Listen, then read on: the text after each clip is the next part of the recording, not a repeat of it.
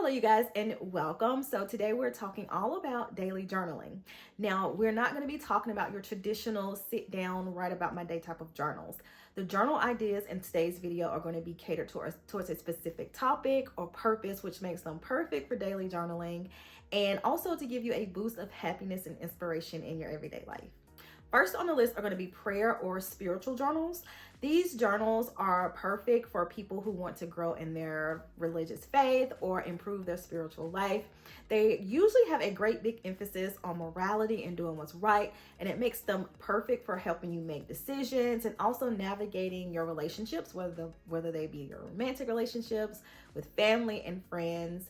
It just kind of helps put doing what's right at the front of our mind and also navigating those important relationships. These types of journals can often make us feel very inspired, which makes us a lot more optimistic about life. And feeling more optimistic about life, generally speaking, we start looking for purpose and deeper meaning, which means we often find and discover new and exciting things that we enjoy doing.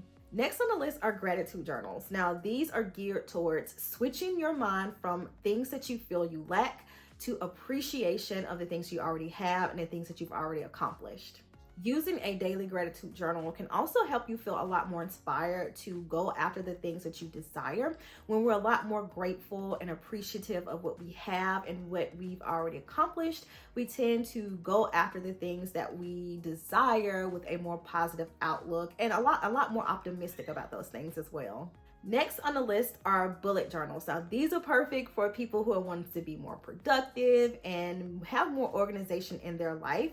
They give you the perfect opportunity to sit down from day to day and go over your schedule, get ready for any events that you may have or any tasks that you may need to do that day.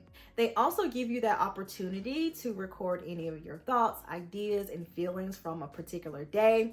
And I think these are great because if you use the bullet journal method the way it was intended to use, it's actually pretty easy to keep track of your thoughts, ideas, and your schedule because I think there's an index that goes with bullet journaling. Now, the thing I would say with bullet journaling is if you get caught up in kind of doing the whole fancy, type of spreads and the drawing and the painting, it may be a little discouraging if you're not a very artistic person or if you just kind of find doing things like that being a task. So I would say try out the traditional bullet journal method first before you kind of dive into doing some of the more fancier things.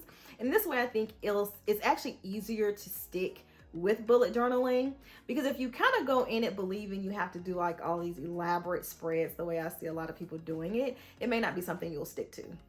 Last on the list are going to be 5-minute journals. So if you are kind of like a minimalistic person and you don't really like to do a lot of fuss with your journaling, the 5-minute journal is going to be perfect for you. It's actually a journal that you'll sit down with in the AM and the PM, and you'll answer a series of questions. They're the same questions throughout the entire journal. So it's pretty simple, pretty straightforward. No, not a lot of guesswork that goes into it. I also think these are perfect if you don't have a lot of time, but you still want to kind of sit down and record some of your thoughts and ideas.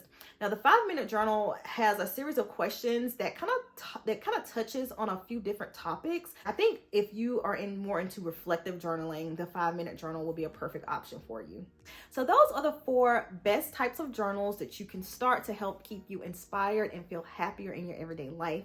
Now, keep in mind, I'm not a huge fan of daily journaling because I do think that it can take the creativity out of journaling if you kind of force yourself to do it every day, even if you don't feel inspired to actually write or journal.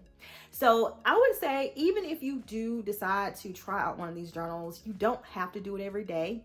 You don't even have to do it on a schedule. I still believe that journaling is something that you should be doing freely and not forcing yourself to do. So if you miss a couple of days or even a couple of weeks, it's not a big deal. Just jump back into it when you feel inspired or if you feel like you need to write or express how you're feeling. And that's all that I have for you today, and I'll see you in my next one.